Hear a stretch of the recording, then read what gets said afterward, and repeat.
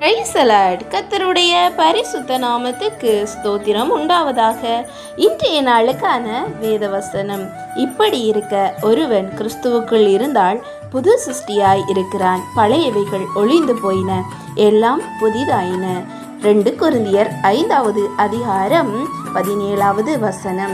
ஆம், கிறிஸ்துவுக்குள் பிரியமானவர்களே, உங்கள் வாழ்க்கையில் சில பிரச்சனைகளையும் சில காலகட்டங்களையும் நீங்கள் மறக்க வேண்டும் என்று இவைகள் ஒளிந்து போயின, பழையவைகள் என்று சிந்தித்தாலும் உங்களால் மறக்க முடியாதபடி சத்துரு உங்கள் மனதில் இந்த எண்ணங்களை வைத்தான் என்றால், நீங்கள் ஒன்றை மட்டும் சிந்தித்துக் கொள்ளுங்கள்.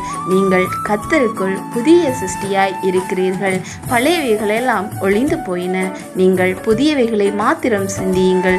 உங்கள் வாழ்க்கையில் தொடர்ந்து ஆசீர்வாதங்களும் புதிய காரியங்களும் உருவாகும். ஆகவே உங்கள் விசுவாசத்துடன் உங்கள் ஓட்டத்தை ஓடுங்கள்.